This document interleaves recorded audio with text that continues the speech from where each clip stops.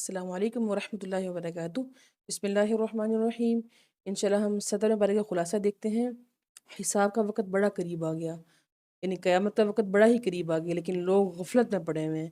اللہ تعالیٰ ہمیں جھنجھوڑ کے بتا رہے ہیں کہ قیامت قریب آ گئی، حساب کا وقت قریب آ گیا، تم اٹھ جاؤ، تم جاگ جاؤ۔ اللہ سے دعا ہے کہ اللہ تعالیٰ ہمیں اس حساب کی، اس قیامت کی تیاری کرنے کی توفیق عطا فرمائے۔ بے بنیاد باتیں نہیں کرنی، کیونکہ وہ رب سمیع بھی ہے اور العلیم بھی ہے، سب کچھ سنتا ہے اور سب کچھ جانتا ہے۔ اس چیز کا سوال نہیں کرنا جس کا علم نہیں ہے، بلکہ اہل علم سے پوچھنا ہے، انشاءاللہ اپنے پاس سے اندازے نہیں لگانے۔ قرآن کریم میں میرا اور آپ کا ذکر ہے۔ اللہ فرماتے ہیں فیہ ذکرکم، اس قرآن میں تمہارا ذکر ہے، اسے پڑھ کے دیکھو، نصیحت ہے تمہارے لیے۔ اس میں زمین و آسمان کھیل کے طور پہ پیدا نہیں کیے گئے، بلکہ ایک خاص مقصد کے لیے پیدا کیے گئے۔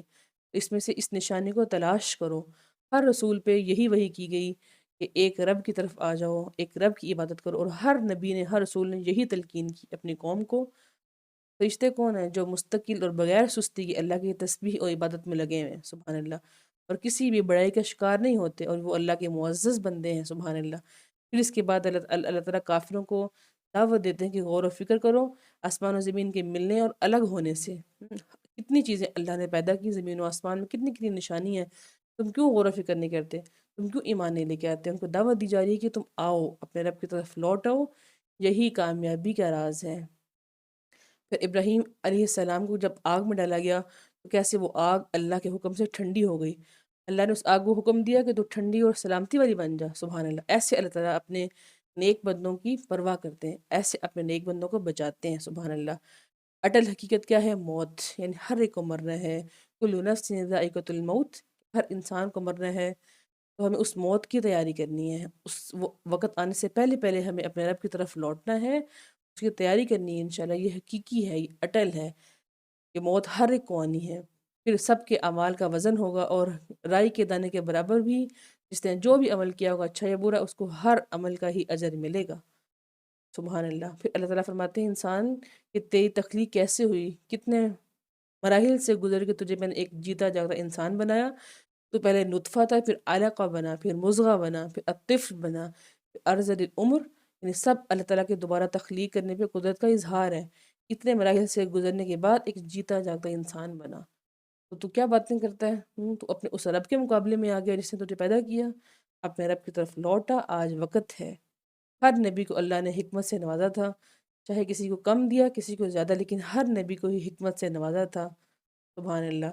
پھر اس کے بعد انبیاء کا ہمیں واقعات پڑھے ہیں کہ داؤد علیہ السلام کے لیے اللہ تعالیٰ نے لوہے کو مسخر کیا، پرندے ان کے ساتھ مل کے تسبیح بیان کرتے، سبحان اللہ۔ یونس علیہ السلام کس طرح جب مچھلی کے پیٹ میں گئے تو انہوں نے اپنے رب سے مناجات کی، تو کیا فرمایا؟ لا الہ الا انت سبحانک انی کنت من الظالمین۔ یہ دعا یونس ہے۔ ہم بھی کسی مشکل میں ہوں، پریشانی میں ہوں، تو یہ دعا پڑھیں، انشاءاللہ اللہ تعالیٰ ہمیں اس پریشانی سے نکال لیں گے۔ ایوب علیہ السلام کو شدید تکلیف تھی، لیکن کس کو پکارا؟ اس رب کو پکارا۔ کیا کہا؟ انی مسنی الضر وانت ارحم الراحمین، کہ مجھے سخت تکلیف نے چھوا، لیکن آپ سب رحم کرنے والوں سے زیادہ رحم کرنے والے ہیں، مجھے اسے نجات دے دیجیے، سبحان اللہ۔ ایک مومن نے تکلیف میں، خوشی میں، ہر وقت اپنے رب کی طرف ہی لوٹنا ہے، اپنے رب کی طرف ہی رجوع کرنا ہے انشاءاللہ العزیز۔ سلیمان علیہ السلام کون تھے؟ ہوائیں، جنات ان کے لیے مسخر کر دیے گئے تھے، اور جو ان کے لیے بڑے بڑے کام کرتے تھے اللہ کے حکم سے، سبحان اللہ۔ یاجوج ماجوج قیامت کی بہت بڑی نشانی ہے۔ یہ قیامت کے قریب باہر نکلیں گے، انہیں کھول دیا جائے گا، اور یہ ہر طرف سے امڑ کے آ جائیں گے۔ اور قیامت کا زلزلہ کس قدر ہولناک ہوگا کہ ماں اپنے دودھ پیتے بچے کو بھول جائے گی، استغفر اللہ، حاملہ عورت اپنا حمل گرا دے گی، اور جو ماں اپنے بچے کو دودھ پلائے گی اس کو پتہ ہی نہیں ہوگا کہ میں اپنے بچے کو دودھ پلا رہی ہوں، استغفر اللہ، اللہم احفظنا منہم۔ یعنی وہ دن کتنا سخت ہوگا۔ دعائے اس رب سے کہ وہ وقت آنے سے پہلے پہلے ہمیں اس کی تیاری کرنے کی توفیق عطا فرما دیں، ہمیں اس کی تیاری کرنے کے طریقے سکھا دیں آپ۔